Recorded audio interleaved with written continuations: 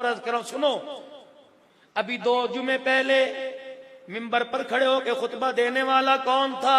Doctor Abdul Rahman अस्सुदैस। जानते हो कौन है? कौन है भाई? काबे का इमाम, इमाम काबा, इमामों का इमाम, हरम कमेटी का निगरान। अपनी औलाद को सोच समझ के बद्दुआ दो, बद्दुआ भी दो तो उसे दुआ में बदल दो। काबे का इमाम खड़ा होकर खुतबा दे रहा था और कह रहा था, लोगों, एक 9 साल का बच्चा था और वो बच्चा भी बड़ा शरारती था। उसकी शरारतों की वजह से मोहल्ले वाले और उसकी माँ बड़ी तंग थी। उस बच्चे के घर में गैस का चूल्हा भी नहीं था, उसके घर में लकड़ियों का चूल्हा था। उस बच्चे के घर में एसी भी नहीं था, उस बच्चे के घर में कोई कालीन भी नहीं था। इतना शरारती। माँ दुआएं करती, अल्लाह इस बच्चे को सही कर दे। एक दिन उसके घर मेहमान आ गए। उसकी मां ने गुर्बत की वजह से मोहल्ले वालों के दरवाजे बजा के कुछ इकट्ठा किया, फिर हंडिया चढ़ाई, खाना पकाया।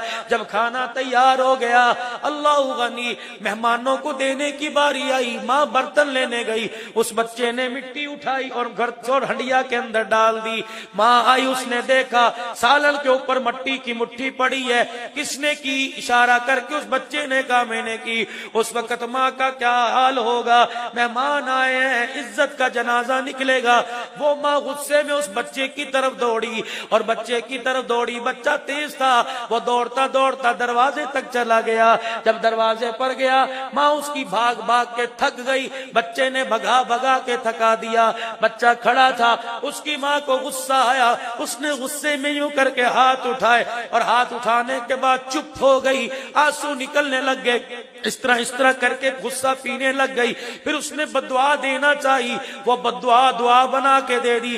कह लगी, तंग तो तूने बड़ा किया, अगर एक इशारा करूं बर्बाद हो जाएगा, लेकिन मैं इशारा बर्बादी का नहीं करती, इशारा तेरी सलामती खैर का करती हूँ। जा अल्लाह तुझे काबे का इमाम बना दे।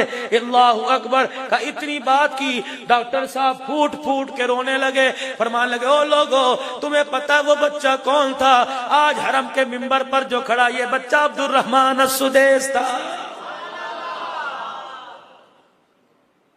कहाँ हाथ उठे, कहां से कहां पहुंचा दिया। खुदा की कसम, मैं लाख कुरान पढ़ूं, मेरी जुबान में वो करंट नहीं जो सफेद दाढ़ी वाले बाबा जी तेरी जुबान में करंट है।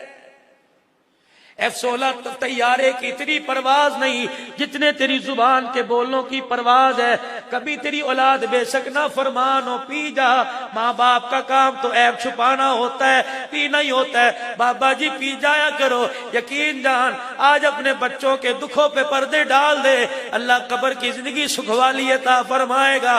बुजुर्गों, औलाद के लिए बाहर जाके 20-20 किलो की तगारियां उठा के 10-10 मंजिला चढ़ने वालों, खुदा के वास्ते ये काम करते हो, इसके साथ हाथ उठाकर दुआ भी कर दिया करो। निकलते तो तेरी जुबान से 2 जुमले हैं, ताकत इनमें इतनी है कि सीधे अर्श के साथ जाके टकरा जाते हैं।